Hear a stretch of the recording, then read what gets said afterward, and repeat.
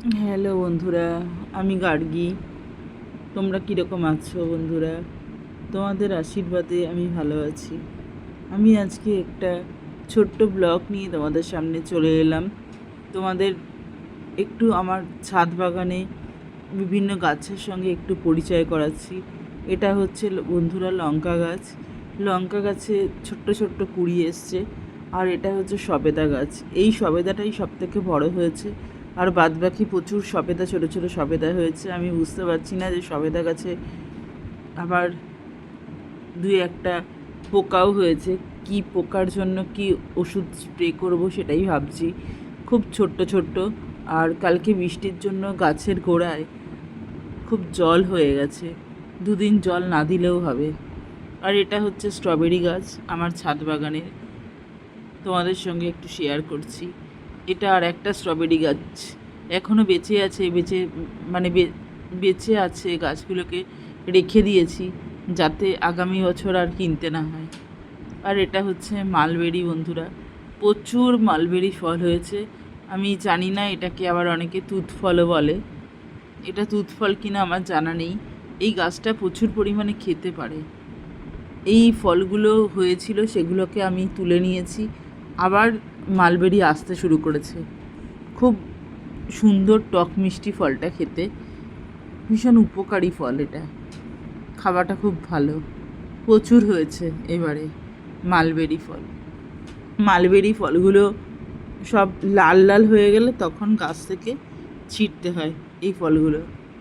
এইগুলো তো বন্ধুরা চন্দ্রমল্লিকা গাছগুলো ফুল পাওয়ার পরে গাছগুলোকে সুন্দর করে রেখে দেওয়া উচিত পরের বছরের জন্য। আবার পরের বছরও আমরা অনেক ফুল পাবো এই গাছগুলো থেকে। এগুলো পিটুনিয়া, খুব সুন্দরভাবে এখনও ফুটে যাচ্ছে, তাই একটু তোমাদের সঙ্গে শেয়ার করলাম। কীরকম লাগছে একটু কমেন্ট করে জানিও। এটা হচ্ছে আমার ছাদ বাগানের নয়নতারা। আমি সব গাছেই খোল সার ব্যবহার করি।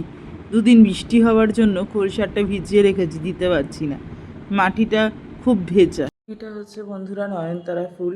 এই নয়নতারা ফুল গাছটা একটা ছোট্ট সাদা রঙের ব্যাগগুলো হয় তার মধ্যে আমি লাগিয়েছি, এটা কোনো টবে লাগাইনি। আর এই লঙ্কা গাছটার মধ্যে প্রচুর ফুল হয়েছে, এবং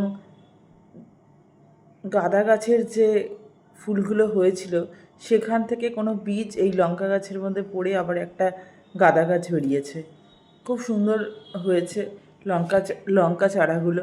লঙ্কা গাছে সবসময় বন্ধুরা জলটা কম দিতে হয়। আর এটা হচ্ছে পিটুনিয়া, এখনও ফুল হয়েই যাচ্ছে। এই এই গাছগুলোর মধ্যে প্রচুর পরিমাণে বীজ আছে। সেই বীজগুলো সংগ্রহ করে রেখে দিলে আমরা পরের বছর এই বীজগুলো থেকেই আবার গাছ পাবো। এটা বন্ধুরা জিনিয়া ফুল, আমি ছোট্ট অবস্থায় লাগিয়েছিলাম, এখন অনেক বড় হয়ে গেছে গাছটা। এই গাছেও আমি খোল সার ব্যবহার করেছি। আর এটা হচ্ছে একটা হলুদ রঙের জবা। এই জবা ফুলগুলো প্রচুর পরিমাণে হয়। আর এটা হচ্ছে ব্যাঙ্গালোর জবা।